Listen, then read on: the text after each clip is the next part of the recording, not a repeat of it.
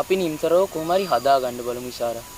ඒක නම් ඇත්ත තමයි. නැත්තම් අපිට ලොකු කරදර ගොඩකට මුහුණ දෙන්න වෙයි පොඩි මල්ලි නිසා.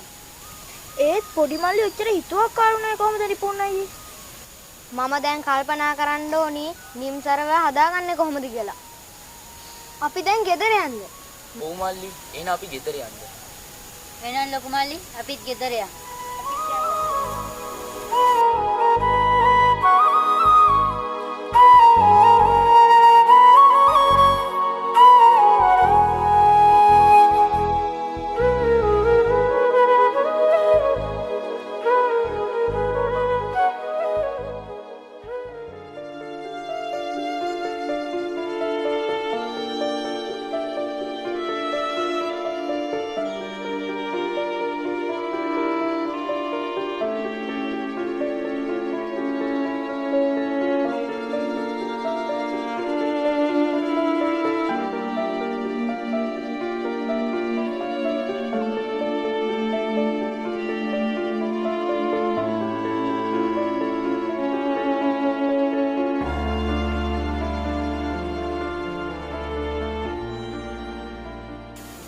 කල්දකොල්ල කල්පනා කරන්නේ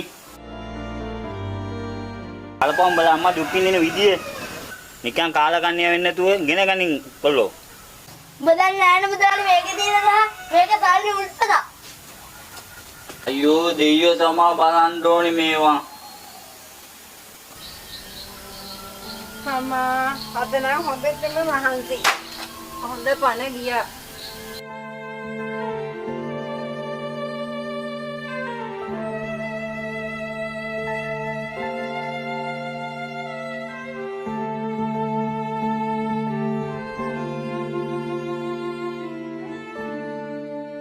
පුතේ මට වතුර එකක් දියා. අක්කේ ඕ අම්මට වතුර එකක් ගේන්න. හා ඉන්න ලොකු වෙනවා.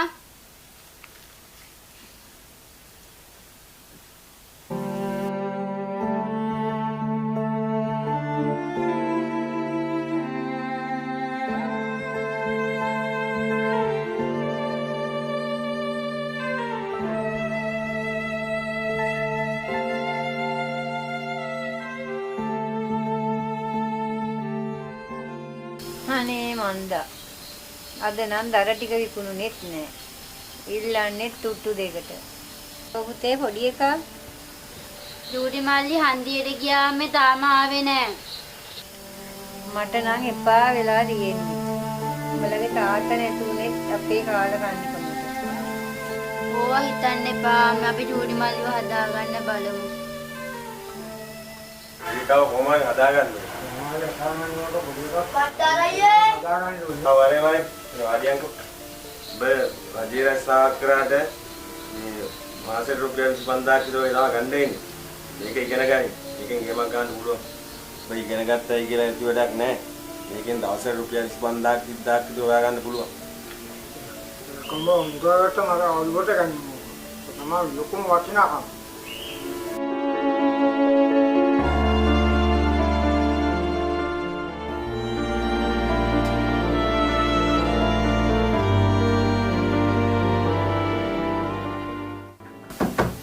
බලාගෙන කපන විදිහ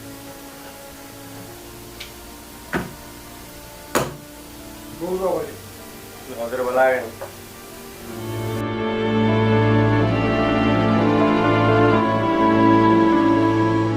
එකයි මොනදා බලාගෙන ඇත්තටම අපේ ගෙදර පහන වලට උත්තර හොයන්නේ නේම ක්‍රමයක් තමයි මට ඕනේ.